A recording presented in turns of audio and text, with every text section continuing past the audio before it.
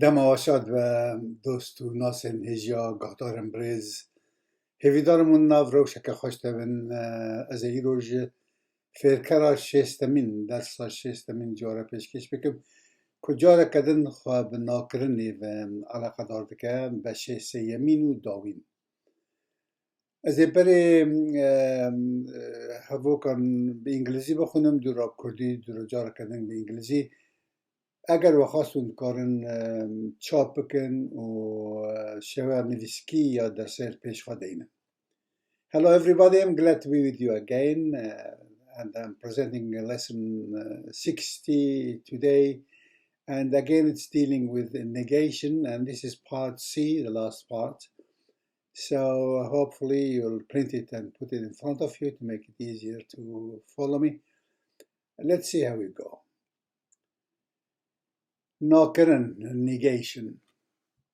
In English first, when a verb begins with ve in Kurmanji Kurdish, then na and na is positioned between ve and the rest of the verb. Kurdi dema lekarek be ve dest pedike, na u na dikeve navbera ve u beshemayi ji lekare. Examples. Numune. Vekirin, to open. Az deri venakim, I don't open the door. Min deri venekir, I didn't open the door. Veshartin, to hide. Euklite venashere, he doesn't hide the key. Weklit venashart, she didn't hide the key. Vegarandin, to return. Narin pertuke venagarine. Narin doesn't return the book. Now in the past, Narine pertuk venagarand. Narin didn't return the book. Vacharan, to drink. Au whiskey vanachon. In the present tense, they don't drink whiskey. One whiskey vanachar. In the past tense, they didn't drink whiskey. Now, some people might put na in front of va in Kurdish, but I think that's wrong. It should be in between, as I said. Tebni, haya kohanak kas na tegen pesh va nemuna navachoren leshuna vanacharen. بديتنا من في شاشة وجبو كرمانجي نگنجاوه. Okay, I don't think I need to return the lesson again. If you like to listen to it, you can repeat it, I guess. Well, all the best from me, and the next time we'll deal with the lesson 61. بله دوستان هجای بیدارم درس با نگرام بو، درس که کرد بو. اما جارا پیش فیر کراشست و یکمین پیش کش بکن.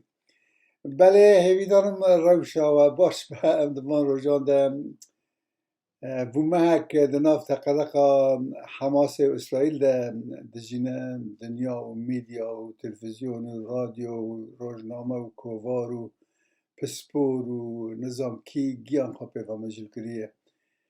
دما معروف به تمن مزن دبا ایدی لدوی جهانه تشتکی بالکش با مروانین و کسی که مینامن کنا هفته سالی آخوا در باسکریه وان نمونهان ین وک وان بره جاره که دو جاران سه جاران قومینه و من جارا داوین گوتاجی در حق وده نویسان دو بله من گوتارک یان دو گوتار در حق که شاید نابرا حماس یان ریخستن تندره و اسرائیل در نویسانده بود. نه مخصصه که بنویسیدم لیم بگو دسته بردته برای نویسانده فایده ناکه. تشتکی سیر با من اوه که تشتکی نوها یش دمین پار چهیه کنا پرانی میدیا روژاوایی همه پشکری پروپاگاندا حماسه دیگه و بإسرائيل را نه دوستی خوازه وکی بیجن وکی دمین پار اوجی تشتکی نویه